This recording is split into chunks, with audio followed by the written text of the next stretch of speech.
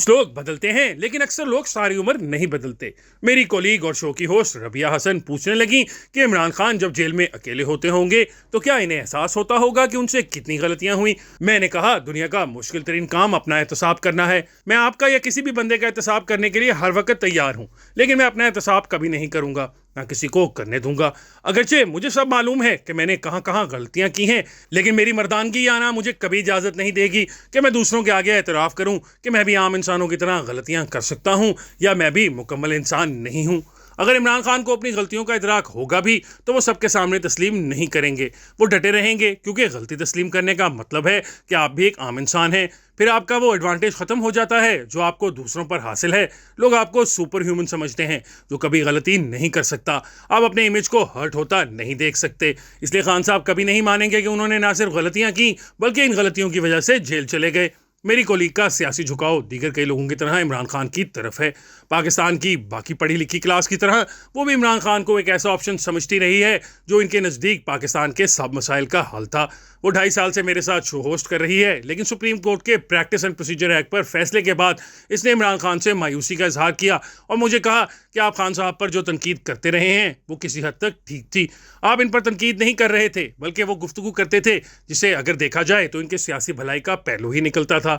मेरे शो की होस्ट का पूरा घराना इमरान खान का हामी था और अब भी है। पिछले दिनों इसकी बेटी की सालगिरह थी तो मुझे भी शिरकत की दावत दी। वहां उनकी फैमिली से मुलाकात हुई तो एक साहब मुझे कहने लगे, हैरत है रबिया आपके साथ शो होस्ट करती है। वो सब घर वाले तो खान के बड़े हामी हैं। मेरा अंदाजा था वो बहुत जल्द आपके साथ काम करना छोड़ देगी, क्योंकि आपकी बातें इमरान खान के खिलाफ होती हैं। मैंने इन्हें भी कहा कि मेरी इमरान खान से क्या दुश्मनी हो सकती है। हर सियासी हुक्मरान हमें अपना दुश्मन समझ लेता है, क्योंकि कुछ सहाफ़ी खुशामद के इस दर्जे पर फायज होने से गुरेजा हैं जिस पर दीगर फायज हैं। एक काम इन सियासी हुक्मरानों का है और एक काम हम सहाफ़ियों का होता है। सब अपना अपना काम करते हैं। जरूरी नहीं हुक्मरान 100% अच्छा या सही काम कर रहे हों, या हम सहाफ़ी या एंकर सब कुछ ठीक कर रहे हों, लेकिन अपनी अपनी जगह हम सब यही समझते हैं कि हम ही ठीक हैं और दूसरे गलत। खैर, मेरे शो की होस्ट कहने लगी कि इमरान खान ने खुद को सियासी तन्हाई का शिकार कर लिया है। वो हर इस सियासी फोरम से बाहर निकल गए या खुद को दूर कर लिया जहां उनकी ज़रूरत थी। अगर वो असेंबली ना छोड़ते तो ये supreme court practice and procedure act शायद ना बन पाता। मुझे याद आया कि सोमवार के रोज जब निगरान वजीर आजम अनवारुल हक काकड़ की एंकर्स और कालम निगारों से मुलाकात हुई तो उन्होंने भी राजा रियाज के बारे में पूछे गए एक सवाल के जवाब में इससे मिलता जुलता जवाब दिया। जब इनसे पूछा गया कि वो बलोचिस्तान से हैं, राजा रियाज पंजाब से, वो सेनेटर और राजा रियाज MNA थे, लिहाजा किसी दोस्ती या जान पहचान का बहाना भी नहीं किया जा सकता, तो फिर कैसे उन्होंने निगरान वजीर आजम के लिए आपका नाम दे दिया। इस पर निगरान वजीर आजम ने मुस्कुराते हुए कहा, अगर इमरान खान असेंबली न छोड़ते तो यकीनन इनकी तैनाती में इन्हें भी बड़ा रोल अदा करने का मौका मिलता। बोले, ये तो इमरान खान से पूछें कि उन्होंने जगह खाली की, इस पर राजा रियाज बैठ गया।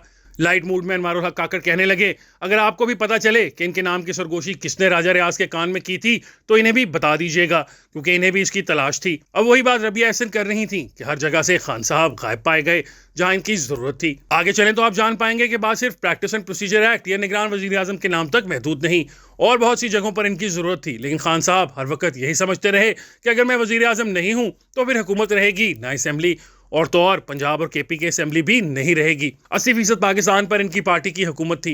जितनी मेहनत से मरकज, पंजाब, खैबर पख्तूनख्वा, गिलगित और कश्मीर में हुकूमतें बनाई थीं, इससे ज़्यादा मेहनत से ये सब ख़त्म करने, पार्टी लीडरशिप को गिरफ्तार कराने, मफरूर कराने, वर्कर्स के ख़ानदानों पर अजाब नाजिल कराने के बाद अब खुद भी अडियाला जेल में बैठे हैं और आजकल एक ही तस्बीह पढ़ रहे हैं कि मैं कल्ला ही काफ़ी हूँ। जैसे नवाज शरीफ की गलतियों का फ़ायदा इमरान खान को हुआ, वही फ़ायदा अब नवाज शरीफ ने उठाया है। खान साहब खुश थे कि नवाज शरीफ के जनरल राहील और फिर जनरल बाजवा से इख्तलाफात उभरे और इन्हें रास्ता मिला। बाद में वही कुछ खान ने किया, जनरल बाजवा से टकराव हुआ और फ़ायदा नवाज शरीफ और शहबाज शरीफ ने उठाया। अब सवाल यह है कि इलेक्शन होंगे या नहीं। ये तय है कि इलेक्शन ज़रूर होंगे। नवाज शरीफ कभी रिस्क लेकर वापस ना आते अगर इलेक्शन ना हो रहे होते। नवाज शरीफ भी सूरत हाल का सामना कर रहे हैं जो कभी बेनज़ीर भुट्टो को दरपेश थी। लोग कहते हैं कि बेनज़ीर भुट्टो की ज़िंदगी को ख़तरात लाहक थे, इन्हें सब ने मना किया कि पाकिस्तान मत आओ, इसके बावजूद वो वापस आईं। इनके करीबी लोग कहते हैं कि इन्हें इल्म था कि अगर अब वो वापस ना गई तो इनकी अदम मौजूदगी में न सिर्फ इनकी पार्टी के लिए जीतना नामुमकिन होगा, बल्कि शायद पार्टी का वजूद खतरे में पड़ जाए। 2002 की तरह पार्टी के अंदर एक और ग्रुप बन जाएगा। उन्होंने अपने बेटे बिलावल को सामने रखकर पाकिस्तान लौटने का फैसला किया, क्योंकि वो मजीद 5 साल दुबई में बैठकर सियासत नहीं कर सकती थी। बेनज़ीर भुट्टो का बड़ा मकसद बिलावल को अपनी पार्टी ट्रांसफ़र करना था और इसके लिए इनकी पार्टी का 2008 का इलेक्शन जीतना ज़रूरी था। नवाज शरीफ भी अब बाहर बैठकर मजीद इंतजार नहीं कर सकते। इससे बेहतर साजगार हालात इन्हें फिर नहीं मिल सकते थे। जब इमरान खान जेल में हैं पीटीआई तितर बितर हो चुकी है। मुक्तदरा के साथ इमरान खान की खौफनाक दुश्मनी चल रही है। दुनिया के चंद ताकतवर ममालिक इनकी बैक पर हैं। वो उम्र के इस हिस्से में हैं जहां वो शायद 5वीं दफा वजीर आजम न बन सकें। इसीलिए जैसे बेनजीर भुट्टो ने बिलावल तक अपनी सियासी विरासत ट्रांसफर करनी थी और इसके लिए रिस्क लिया, वैसे ही नवाज शरीफ ने मरियम नवाज को लेगेसी शिफ्ट करनी है। नवाज शरीफ को बेनजीर भुट्टो से बेहतर माहौल और डील मिली है। परवेज मुशर्रफ बेनजीर की वापसी के खिलाफ थे, जबकि मौजूदा मुक्तदरा नवाज शरीफ के साथ है। अब अगर आप ये सवाल पूछेंगे कि क्या 2024 का नवाज शरीफ 2013 के नवाज शरीफ से मुख्तलिफ होगा, इस सवाल का जवाब पहले आप दें। क्या 2013 का नवाज शरीफ 1999 के नवाज शरीफ से मुख्तलिफ था जो अब 2024 में होगा?